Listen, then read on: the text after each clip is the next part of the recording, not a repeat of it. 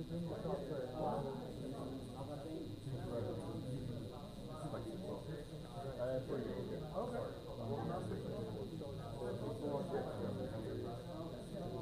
you working? No, yet.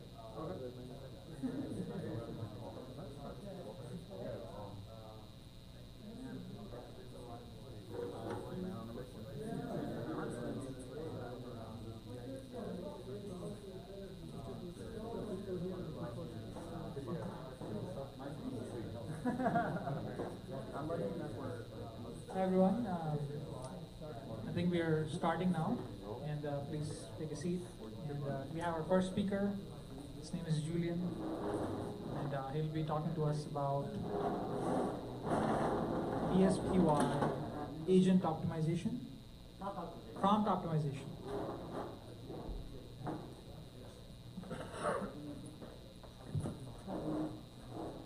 Everybody, I'm just going to set up here for a sec.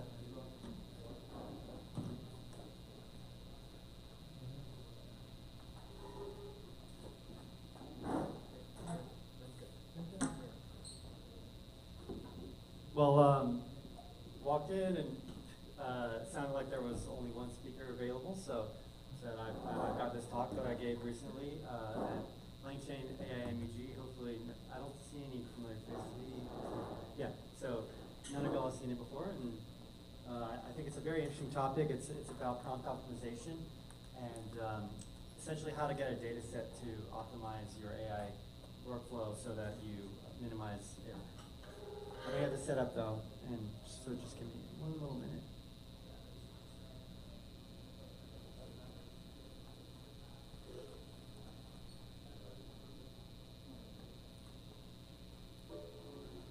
Yeah, I didn't know I was going to do it, so we still have the old meetup on here. All right, we're going to talk about the problem with prompting, prompt optimization, DSPY, and then I ran my own experiment on this. And so I believe in this group, you guys like to see code, so I've got code on a bunch of slides here. So overall, prompt engineering is messy, right? You write thousands, and I'm talking about for enterprise high reliability automations. Prompt engineering is messy. We're writing thousands of words. We are inspecting logs manually, and we're shipping and praying, right? Hoping that it's going to perform well, but we don't know unless we manually inspect. So the core idea that I'm here to talk to you about today is the idea of having your evaluation data set write your prompts for you by way of a prompt optimizer. So there's two types of data sets. There's ground truth and there's non-ground truth, like poetry. With ground truth, you have a human-scored label that is very easy to compare to, and you can use that as a reward function. With non-ground truth, what are you going to do? You can use LLM as a judge, maybe, but how can your system get better than the LLM judge, right? So stay tuned for that. I want to talk more about that later. There was a paper that came out in October that one of my favorite papers. It's called JEPA, Genetic Pareto Optimization. There's a lot of evolutionary optimization frameworks that have such different areas of research, but this one is for prompts. It's called genetic because it uses natural selection to, it uses evolutionary concepts like mutation and merging to take a prompt, and that tree in this, on the right side you can see it'll mutate each prompt, it'll merge them as well to try to create diversity in the program that you are evaluating. And then it uses natural selection to weed out the bad prompts. It creates a Pareto frontier of the best performers for each example in your data set, and through this process finds an optimal system. The optimizer itself is, I think, what makes this make sense the most. It's a reflective language model that takes a look at your traces and sees, okay, the AI produced this output. It was wrong because our human label shows that ground truth was different than the output. Why was it wrong? And it has visibility into each of the modules in that trace to say, hey, I think we should switch the prompt for this module, mutate it, and see what happens. Over multiple steps, then we find the ideal program. So in their paper, they got really strong improvement, 20% improvement on 2 different data sets, multi-hop question-answer data sets, including Hover and Hotpot. So baseline was 42% and went up to 62%. And it did so much faster than reinforcement learning, which did not do as well, and the other prompt optimization techniques did not perform as well either. And on my experiment, which I'm going to share later, it's a fact checker bot that looks up the whether facts are supported or refuted. This system worked really well. I was able to get 2x reduction in errors. Okay, so now to talk about how you can do this, I'm going to share about DSPy. Have y'all used DSPy before, or are you familiar with it? Yeah? Great. Okay. It is one of the leading, it is the leading prompt optimization solution. It has 30,000 stars on GitHub. OPIC is a strong competitor for a more flexible framework. DSPy is a lot more opinionated. So what DSPy is, it's a dedicated framework for simple, self-improving language models. Whereas OPIC kind of, it has prompt optimizers as well, but it's flexible for whatever AI framework you're using. I would recommend this course from Deep Learning AI. Just search for DSPy. But high level, and I'm going to show you some code here in a second, but high level, we're taking prompts. Instead of doing prompts, we're doing signatures. So we're not writing full prompts. I'll tell you what a signature is in a second. Instead of managing all the language model parsing and all that nightmare, we're going to use modules, which handles all of that for us. And observability is built in, experiments are built in, so super convenient there. All right, this is from my fact checker project. So instead of doing a prompt, you can see we have a signature here. And what a signature does is you define input fields, and you define output fields, and the purpose. And so this tooltip is actually the starting prompt. But instead of trying to optimize that, you just state what you want it to do, and the system will optimize it for you. You can also, if you already have a good prompt, you can try that as well, and it'll start with from a potentially better or potentially worse starting point. And then the modules inherit those signatures, and so they're one-to-one. But these modules I have up here are built-in modules that just handle the common AI workflow. So predict is just a simple language model call on a prompt. Chain of thought is the same thing but with reasoning.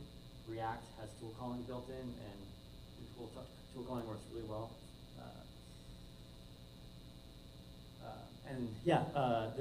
This is an example of a DSPy module that takes the signature and turns it into a module, essentially. So we first define what the module is. That self-thought extractor is a chain of thought type of module that inherits from that signature we saw earlier. And then you run it, you call it with the def forward method. And you can have modules inside of modules as well. So I think that's a useful component as well. So here is me getting into code without having things bug in front of all of you. So this is my fact checker on my GitHub. It's open to public. The architecture here is inspired by some fact checker research. There's a paper called Fire that essentially kind of like almost, I don't want to say like a recursive language model because it's quite different, but in an iterative fashion, it determines if it needs more info, sends it to a sub-agent, which the sub-agent goes to different pages to provide evidence, provides it back to the judge. The judge says, do I need more info? And there is a iterative aspect to that. And then it provides a final verdict of if that fact is supported or refuted. And unsupported is not giving an answer, right? So it's not making a prediction. And so here are the detailed results. So from the non-optimized system, where I just had my starting prompt, to the optimized system, it went from 91 to 96% accuracy on the predicted cases. So in the unoptimized system, a lot of times it just didn't have a lot of information and it didn't make a prediction, so that doesn't factor into that score, but it's just less predictions. So you'll see that not only did the accuracy go up, but also we're making more predictions, finding a lot more refuted claims. This data set was a use claims data set that I compiled because Hover and Hotpot, it was very clear to me that GPT seemed to already be trained on it. But I have those results on those data sets as well on my GitHub. So yeah, this is coming toward the end here, but I have this big question about can this work for non-ground truth cases, because I think it's I really think that the way that people are building AI applications is a little wild. Like, you're not really measuring how well things are doing, or some teams aren't measuring how well things are doing. And if you do have a good data set, this would be fantastic if it just optimizes for you. So, but it needs to work on non-ground truth cases. So Meta put out a paper called Dual Prompt Optimizers and got some good results, like 2 to 9% increase in accuracy on question answer data sets. And let's see, I mean, with non-ground truth, there's intelligence of the model, but there's other errors that are caused not by intelligence, but caused by the system. And my hypothesis is, yeah, I think you'd be able to fix system issues by changing the tools or changing the context pipeline, even if your judge can't improve, because you can't optimize the judge. That's that. Otherwise, I don't know. If you can, let me know. And I'm testing out if we can do this for non-ground truth, and so I'm going to post some results soon on my GitHub. I have this QR code here too if you want to follow the project, because I always appreciate either follows or stars. But I am the founder of 2 AI companies, Product LLM and Margin Geek. Those are e-commerce AI companies. I was a former strategy consultant, that's why I have slides of some sort, and trained in data science and business from Berkeley in Texas. And one of my one, I guess, call to action here too is I'm actually looking for a co-founder for a new project, which is to expand this prompt optimization technique to not just change the prompts, but to be able to play with the code itself. And by making edits to the code with coding agents, you would be able to optimize the tooling, the context pipeline, the architecture itself, and get some wild results. So, yeah, that's what I have here. If you're interested in working on, let's say, like coding agents for AI workflows, and you think this optimization work is interesting, let's chat. And you can find me here as well on LinkedIn, Julian Getty Alley. But yeah, do we do questions and answers? Yeah. Okay. Yeah.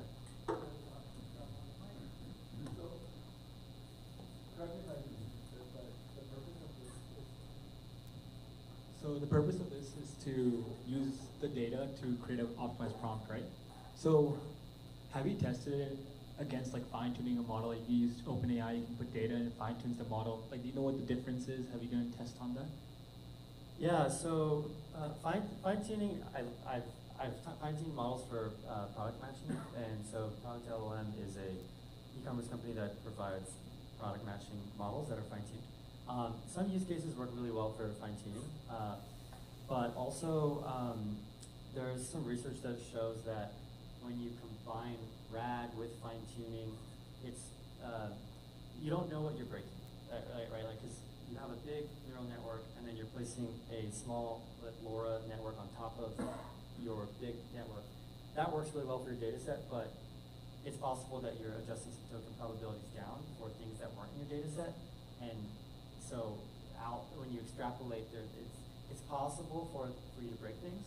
I love fine-tuning if you have a good data set, but I also from data that I've seen, prompts and context has a really big impact, and then fine-tuning gets you a little further too, but maybe like not as much of an impact as making sure you communicate how to do something correctly and provide the right context. I don't know if other folks have different opinions. It kind of depends on the use case. But.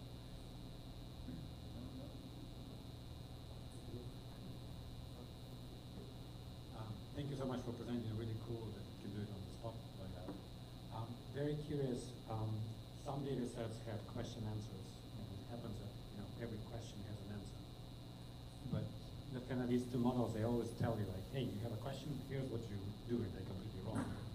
So a nice thing to have is some questions that are not answerable, and train on that. So I looked up the hotpot QA data set. It always has answerable questions. I looked before, there's a squad data set also from Stanford, and that's unanswerable. I guess to get to my question, I'm curious if you have any insight how to handle models to get them to finally say, I don't know. Yeah, that's a great question. So prompting is a way of communicating when to say you don't know, when to do certain things, when not to. I think the magic of prompting is that you're by adding tokens to the input, I guess, context window, you're updating the probabilities of the whole entire system, and it does learn quite a bit in context. So if you have examples in your data set that you create yourself that say, okay, in this situation you don't know, so now my ground truth label is I don't know. That might be a way to do it, but it depends on the situation, right? So I have a quick question on the front of like, okay, after you pass through your prompt through this model, how much of it is changing? Like what percentage of it? Can we see something? Yeah. Yeah, let's open up the code base. The prompts themselves are beautiful. It's like 2,000 word prompts.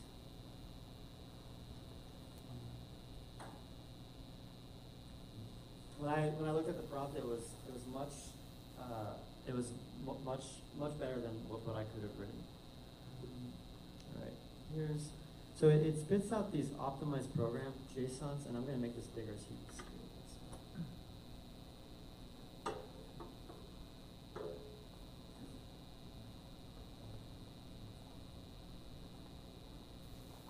Okay, so we're going to go to the fire judge. I'm going to copy paste this to make this up.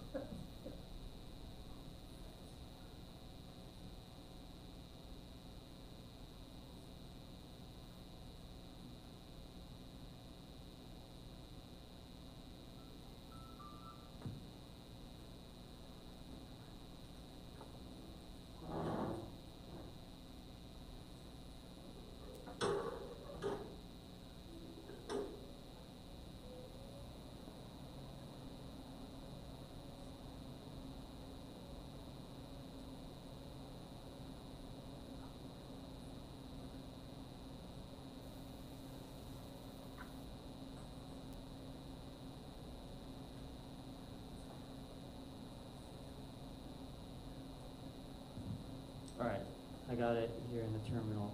It's going to be really large. Yeah, I guess, do you have any insights from the papers? Like, do they mention how much of the prompt is changing, like what percentage or something? This is, I think, a good way for me to show you how much is changing because I presented what the initial prompt was. It said, you're a fire judge, whatever, and I said to do 3 things. I gave it some instructions. Now, the prompt that got spit out after the optimization is everything from here. It says, you are a fire judge, fact checking with iterative research and evaluation. Your task is to do this. I think this is what I had written. And then it says, follow all instructions below precisely. Input format, right? Output format. Let's see what's in here. There's a bunch of in-context learning examples. It describes each of those 3 input fields in a lot of detail. Let's see. Your verdict, like it gave very detailed examples of what refuted means, what not supported means, because it has examples that it's looked at that it learns, oh, I made a mistake because I wasn't clear on what refuted meant. right? Based on the data set. So that's, I guess you can see it here, right? Yeah, yeah. That's very valuable.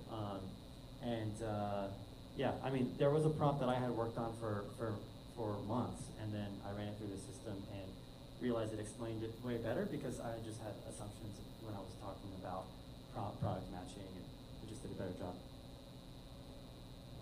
I have a comment. So your comments are about like syncophancy and one of the problems with getting a model to admit that it's wrong.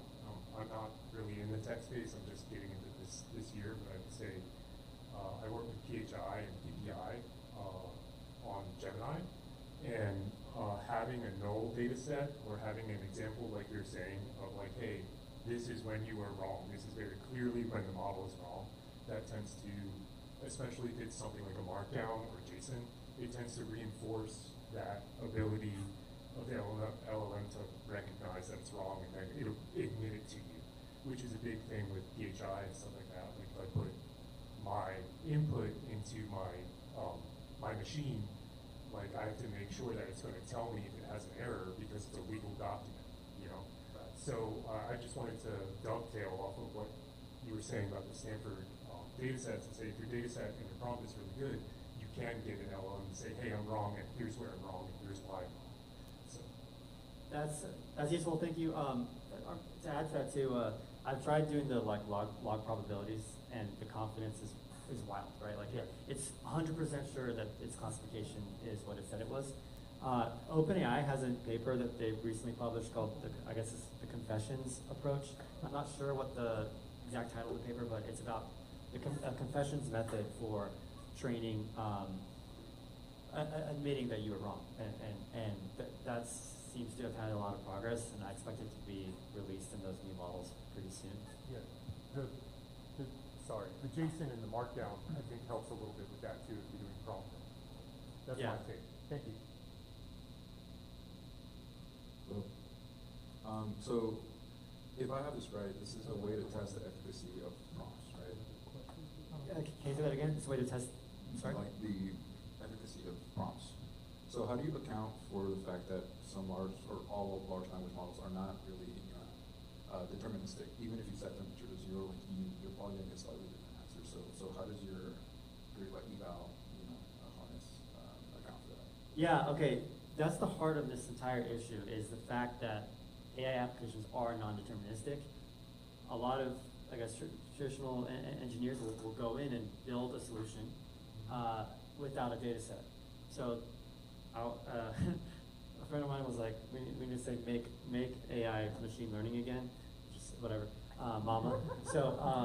So with that, it's like the idea is have a training data set, a testing data set, and so you pass through the optimization through your training data set, right? And then when it comes time to evaluate it on a completely new set of data, you see how well it does. You don't know if, like, you can't measure your performance perfectly, right? But the more data you have, the higher confidence you get.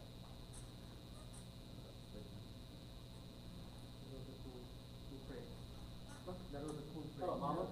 Mama. Okay.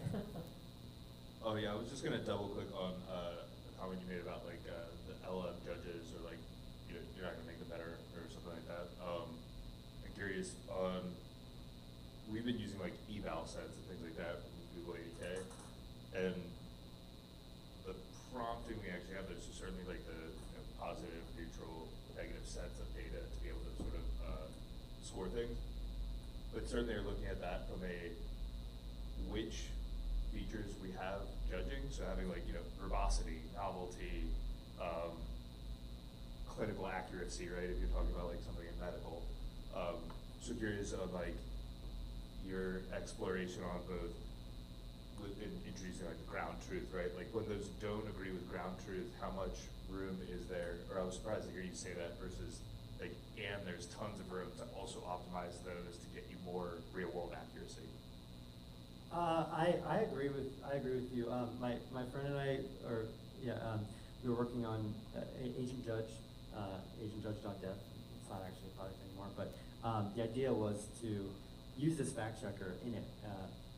So let's say your application doesn't have like a web research function to verify claims. Could you put a fact checker as an LLM judge? Could you put faithfulness in there? Could you use, I don't know, whatever metrics RAGAS has or whatever metrics that are relevant to your application could be valuable to make the system smarter. But I think the point I was trying to say, if I can reiterate, is there is a reward function on top of your data set that guides the optimization, right? Like in DS5 it's called a metric. But anyways, that metric is static. So if you have a smart model and you have a really smart language model judge with all these different configurations, you're going to be able to go farther, but can you improve past that level? Not unless you use some sort of language model that learns, that's honestly the future. I'm really excited about that nested learning paper from Google, because they have solved this continuous learning problem to an extent where they can retrain on new information. I think if you put a nested learning model as a language model judge, you could get some pretty interesting results from this. I'm gonna just hold off on the questions. You can maybe ask personally. Let's give some time for other speakers. And give a round of applause for Julian. Thank y'all for the time. Really appreciate it. And who's the next speaker? No one else? Okay, more questions.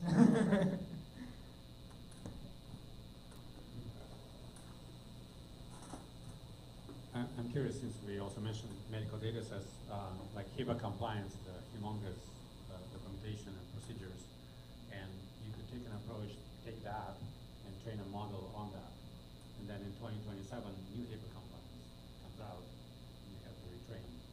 So I'm curious, what do you see direction-wise? Are we going to be training like models every time new documentation comes out, or we train smaller models and give them tools parse through the documentation, find the relevant pieces, like both. Yeah. Like custom communication. Yeah. So there's my framework. The way I think about it is the model. Obviously, the models are getting very small, a lot smarter. So what's the role that the system plays, right? And because I'm just like a dumb human, right? The way I think of it is, well, humans are pretty smart. We still have processes and systems that allow us to be more reliable. So like, take Six Sigma, take Toyota Production Factory. You have processes, you have tooling, you have checks and systems, and that allow us to be way more controlled and accurate than we would otherwise be. So I think even in a future where we have a really strong AI model that's trained on, let's say, HIPAA to do really well there, there might be a workflow or a process that helps that intelligence weed out any systematic error. Right? Yeah, I think we have the next speaker. Okay, great. Yeah, thank y'all.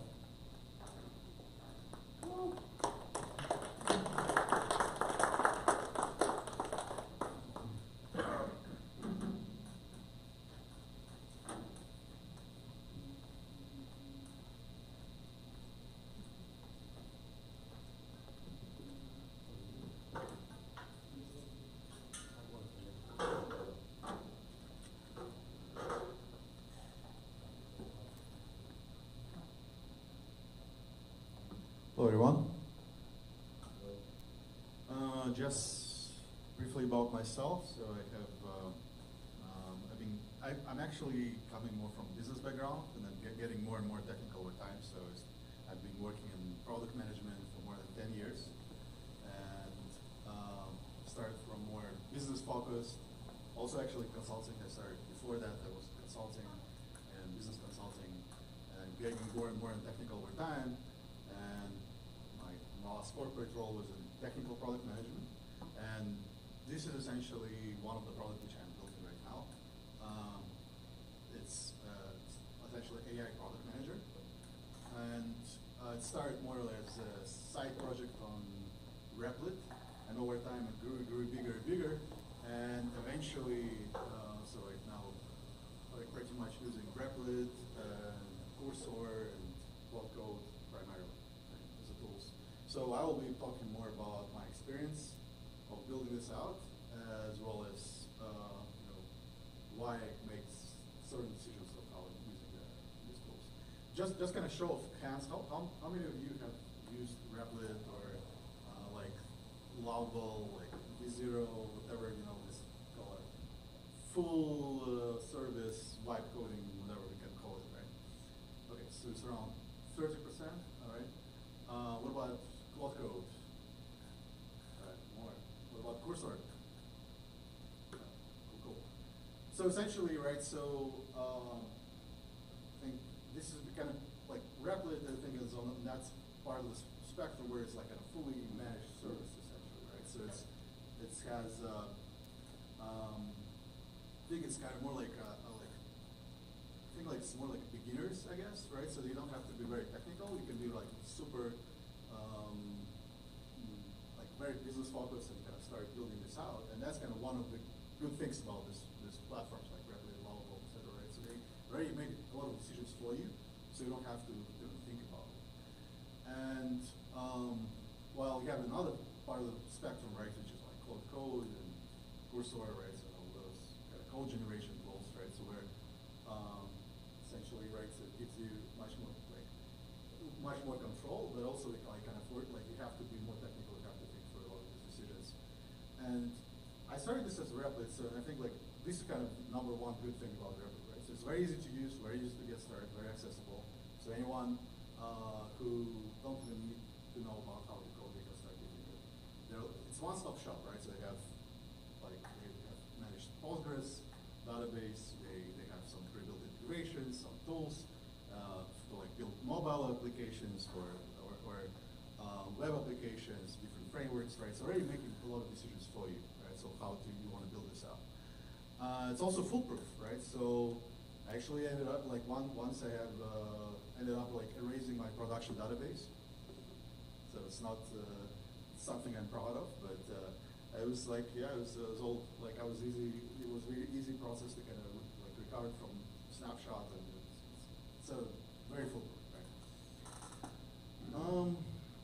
Why I moved out of Replit and moved towards more Cloud Code, Cursor, etc. And just to give you kind of the scale of this app, right? So over time, this kind of grew pretty large, right? So 127,000 lines of code. So these are some like metrics. You got like database, like 33 database tables. There's a bunch of functions like OpenAI, Gemini, around 30 functions which are actively used, and a bunch of external integrations, right? With like tools like Jira, etc. Right? So it's actually now also built like bringing in the Amazon Bedrock. So it's kind of grew pretty like rapidly, but one of the things that if you just do this purely on Replit, it costs like it gets expensive very quickly. Basically, anything you ask for, like from it, you have to pay, right? So it's like paying up. So that's kind of probably one like number one reason. Like actually not number one reason, but like one of the most obvious reasons, right? Right? If you want just to kind of rely on this type of tools, get ready the wallet, right? So the credit card. And they also changed price models several times over time, like while I was building this the application and another update, and something that costs $5 yesterday is costing $20 today. Like something that cost $5 yesterday is $20 today. And if you kind of depend on them, and that's their business model essentially. They're trying to lock in the customers, right, in their ecosystem. So then it's very difficult for them like to move out of that ecosystem. The second thing is if you just do vibe code, right? So it's getting messy very quickly, and that's Replit is one of these platforms. It's like Lovable, etc. Right? So it's primarily for vibe coding. It's not necessarily you don't have to really looking at the code. It's fine for the pet project, but it's like the small prototype. But especially after like several pivots, because I started and I made some assumptions, I talked to the potential customers, showed the demo, and moved away another approach, it got really, really messy. So to the extent that I had to actually cut down part of the, erase part of the application and have to rebuild it from scratch. Because after several pivots, it got really messy. So several things how I went around it.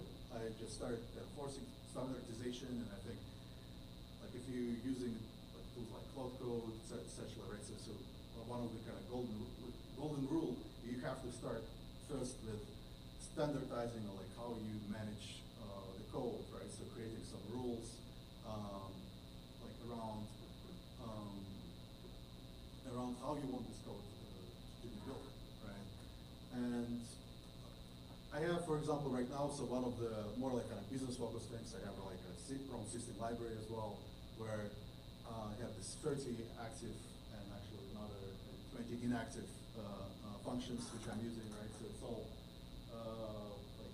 it's not hard-coded, right? So now I actually can easily change from one provider to another, and that's what you also find as you learn more and build out your app. The next generation Gemini model came out tomorrow, right? And I want really to try it out and start using it and really to get to my customers best of the best, right? So you think you have, in this world today, right, so you basically, it's very fast paced. So you cannot lock yourself into one provider, right? And that's one of the things which I did is kind of if you have something like this, you can easily switch between the providers without creating a lot of mess under the hood. One of the things that I'm also doing, and which I think is very helpful, is logging of all of the LLMs especially, right? So when you're talking to, here, for example, right? So you can see all the system prompt, all the parameters, all of the, it's actually a pretty large system prompt, as you can see. So this is for one of the product management tasks. I think this is for generating PRD or something like that. And you have roll output. So you basically have a lot more control this way when you actually experiment, especially, right, with the system prompts. You want to see all of the elements which are contributing to that. And if you at least use some of these code generation tools, and you rely on it for the system prompts sometimes, right? So or building this out. So it's not, you have to really test it out, right? And that's kind of one of the key rules as well. All right. So why I also moved out of Replit, I guess, more like Cloud Code, because I'm technical enough to review the code and understand the red flags. I'm not technical to actually start build. I can build some basic code in Python, so I know some languages, but not necessarily, that's not my core competency, right? So, but still, I think it's still helpful when you understand what's to kind of look at the code and understand what's wrong with the code, right? And that's one of the things which you can do with tools like Cloud Code or Cursor.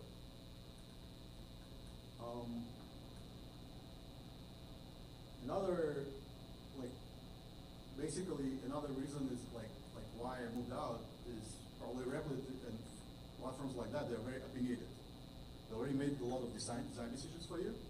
So if you want to move left or right, you can still do it, but it's going to be much more difficult for you to maintain that integrations or code, etc. Right? So that's another reason, right? So I started using some of the other things which are not in their framework.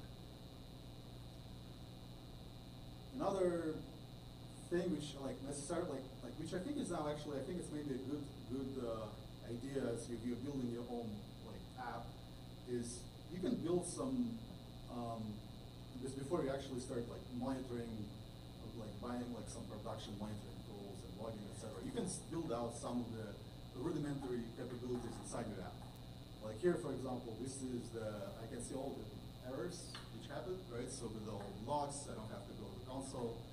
And I think this is just helpful. That's kind of a basic logging system which kind of highlights the errors and kind of writes them down. Because my the way how it works essentially, right? So if it's built with Rapid, then you don't have necessarily access to your production like environment 24/7, so they're like separated. And this particular is a dev environment, right? But that's kind of nice thing to have as well, right? So it's kind of, you can build out like some basic tools where you can perform some system administrator duties for your application, and it's actually now it's very easy to do. Like here you can see also you have some user management organization. So basically I can manage and perform some of this kind of sysadmin duties from the app directly. That's pretty much it. I think I'm up for like 5 minutes. I think that's probably over already, so probably can take some questions.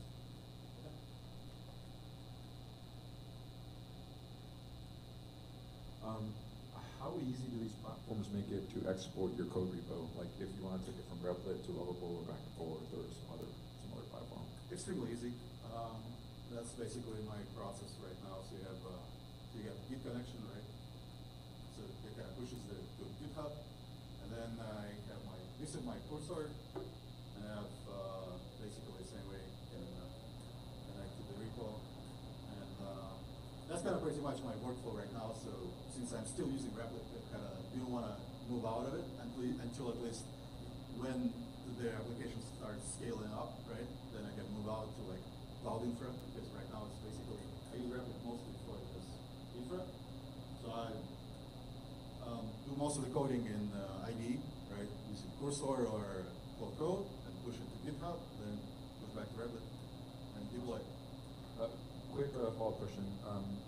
Have there ever been any like incidents or like a bug report that Cloud Code, like was able to solve, or like have you ever run into those problems where there's just an issue that the agent can't really resolve on its own?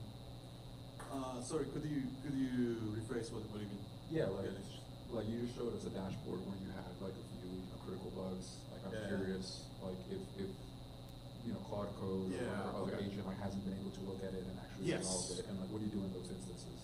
Right. So definitely that's a kind of downside, because currently my full setup of dev environment is in Replit.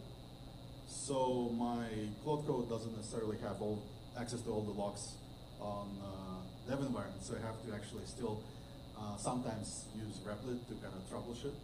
But this is all like maybe like 90% of bugs I can fix through Cloud Code or Cursor. Another app I'm building actually, that's more heavy on Cursor, where I can spin up like dev instance, dev database, and dev server from the like locally. And in this case, you can do that. But the current setup for this particular application is you cannot.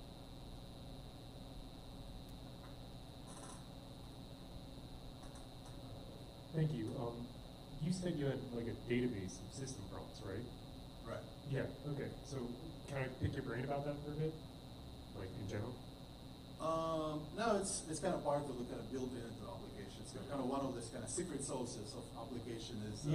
I don't want anything that I want to protect. But like in general, do you find that the prompts, like system prompts, are easier or like better for the LLM if it's leaner or if it's more robust? Because I've tried both and I don't know. I was wondering if you have some insight. I think it depends on the task you're solving, because it's so if you saw like I when I was showing the models which I'm using, right? So I'm using right now primarily OpenAI and Gemini, Google Gemini, but also I'm bringing like Opus, and I was looking at the Grok with the Cube using Llama for like some quick tasks where they require low latency. So I think it depends on the task that you're solving. If you're building like product strategy, you better have a very comprehensive prompt, probably, right, and very smart model to solve. Yeah. But if it's a note taker, you don't really need that, right? So you can. So I think it's like also like speed versus quality type of the deal, right? So if you're adding more stuff in your prompt, right? So we'll. I mean, this is shooting in the dark here, but have you found like an upper limit, or like do you have like a rule of thumb that's like 3,000, 4,000, whatever character? Just curious. Yeah, no, I think like it's Use really case. yeah, it depends on the problem that you're solving. Thank you. One of the interesting things that we've used a lot is If you're specifically using Claude Code skills in particularly, if there's things on the command line or like Bash scripts that you have, Python scripts, something like go use the Atlassian MCP to go reason with my backlog will eat context window even at 1 million tokens, right? It goes by real quick. Versus run this Python script and hit the API and download a JSON of all my tokens or all my tickets. So I think that's a big piece of what we've been investing in is we've seen system prompts and these prompts grow, and it's like how do we make the book into a sonnet and the sonnet into a haiku to be more impactful, because there's a weighting on those words, right? Every word you add takes sort of water down the rest of it, right? Absolutely, yeah. You can play with MCPs, with these skills, with plugins, right, for the Claude Code. Just kind of standardize, right? And I think when Claude specifically, when you work with Claude, right, so you have this Claude MD or like rules, right, so you can use, which I think right now, because I'm using between Cursor, Claude, and Replit, I actually have to maintain 3 set of rules for like the Claude uses a Claude MD, as Replit uses a Replit MD. You can see this is a Replit MD file here. It's probably not small enough for it, but yeah, this is Replit MD, Claude MD, and I'm kind of syncing them up. But yeah, it's also a challenge to coordinate when you use several platforms. More of a kind of follow-up on the question, but you mentioned, or you touched on at least, when you update which models you're using, kind of say the times and the custom specs. Maybe that's a use case for the self-improving prompt experience you were talking about, that you have your set up of your prompts with your first model, and then implement the system where when there is a new model that comes out, have it self-improve, find how it needs to tweak itself for the new one. At least with me, whenever I switch models to newer ones, there's always very small little things that work slightly better, slightly worse. Just a thought, but No, yeah, absolutely. And another interesting thing along those lines is also like if you're just using like tools like Replit, they usually have the most basic model answering your queries. And for Claude Code, you can pay $20 or $100 and use Opus, which is like one of the best. So your quality of output is also going to be different, right? So when you're using actually Opus, you can use to start like building meaningful system prompts for LMs. Like I would trust it with like some basic cheap model to do that, right? So the quality would be much less. And yeah, Claude has specifically some of these tools which help Claude to write proper system prompts. Okay, if there are no further questions, give a round of applause to Russ. Yeah, feel free to take a look at it as well. If you have any further questions. And can I use your laptop to show it QR code real quick? Sure, go.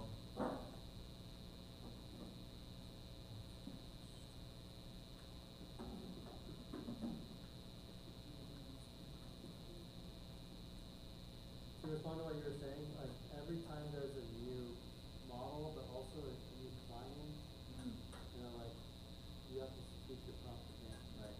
So the name's always expanding, and then the models are always changing. So that's kind of like the right model for the right job too, right?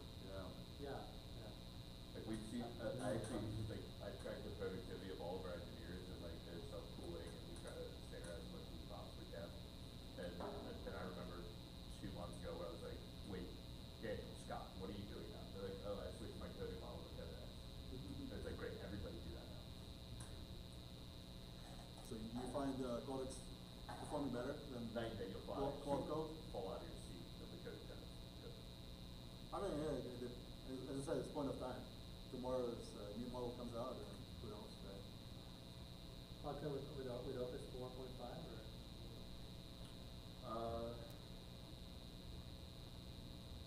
It depends. So we have a similar like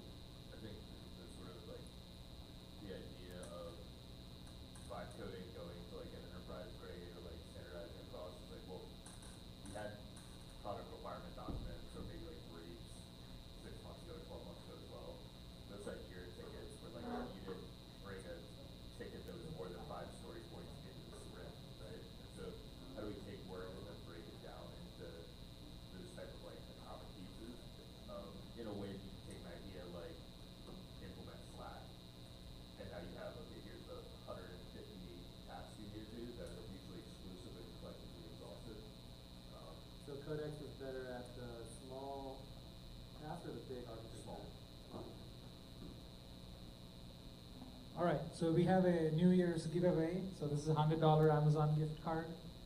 So thank you for coming today. And yeah, if you're new again and you didn't hear my spiel about what AI Tinkerers is, we are literally a study group outside college. We want to talk about like all things AI practitioners talk about, like how we talked about today about like prompt engineering and like building something like all the way to like a full-blown AI product manager system, things like that. And we talk about like all things on how to optimize your projects. And we want to see your like second monitor. So please sign up. Please grow the community. We do these meetups once a month. We also do major hackathons, like once a year or twice a year, depending on our sponsorships and things like that. And I'm also looking for a co-host to host this meetup. Ideally, we want someone who is just interested in growing their network and do this as a hobby. We do have some perks, but don't expect the perks and get the job. So if you're really interested, just it's a volunteering kind of job. So yeah, thank you for coming. And if you need parking validation, we have a flat rate $8 subsidy coupon here. So please come see me. Otherwise, thank you for coming. You can network until 8:30 p.m. and then I have to kick you out.